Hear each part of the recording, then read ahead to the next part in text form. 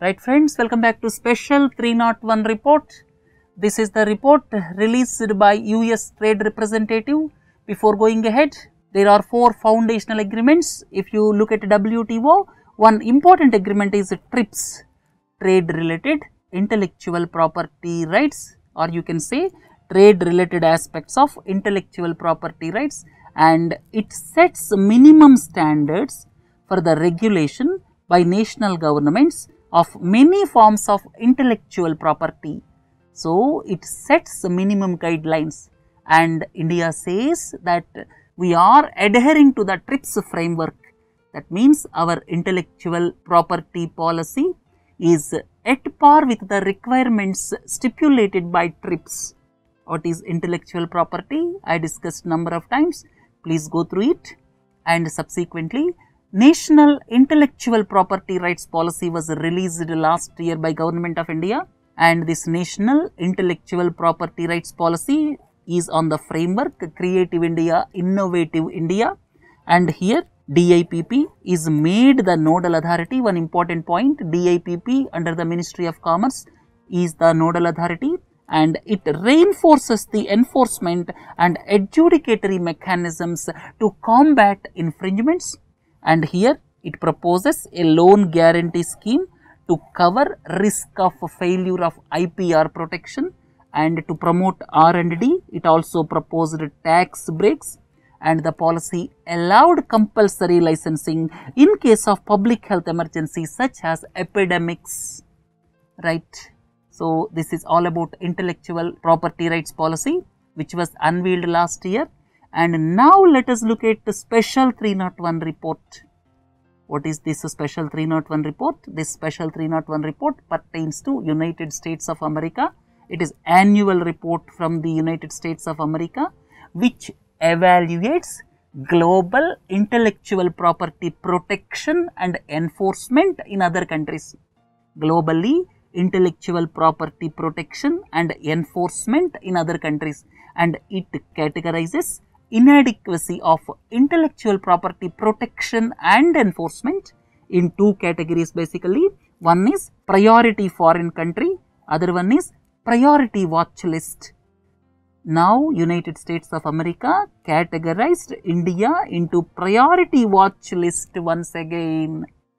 So, the meaning is India's intellectual property rights policy is not able to protect intellectual property. The meaning is, if I created something and when I got patent protection you can say, when I got patent protection, the laws in our country are not able to guarantee my patent protection, right. So, because of this, India was kept under priority watch list, right. So, here if you look further, India unveiled its national IPR policy, as I have already told you, and India says that India's IPR laws are in total compliance with the global agreement TRIPS, and at the same time India says no country had the right to say that our intellectual property rights are inadequate. The Commerce Minister Nirmala Sitharaman also said that our IPR legislation is totally TRIPS compliant. We need not give any explanation to any other country. Under these circumstances, you may have a doubt. What are the reasons for such categorization by United States of America? First one is, America is not happy with computer related inventions. The second point is, USA is not at all happy with 3D of the Patents Act. What is this 3D? 3D of the Patents Act prevents evergreening of patents. That means when the patent protection ends, subsequently the firms will come up with some incremental innovation. That means it may not be new product, but slightly modified incremental innovation, or you can say evergreening of patents. So, India's policy prevents evergreening of patents, or you can say incremental innovation is prevented.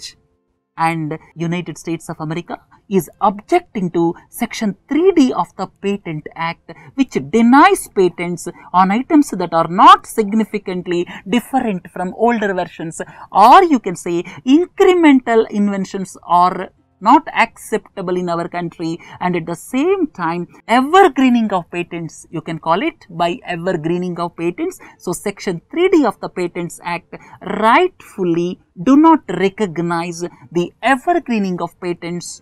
And another point is USA is also not happy with the compulsory licensing, and here compulsory licensing means when there is reasonable justification before the expiry of the patent period, government can go for compulsory licensing, and that is not acceptable to the foreign countries.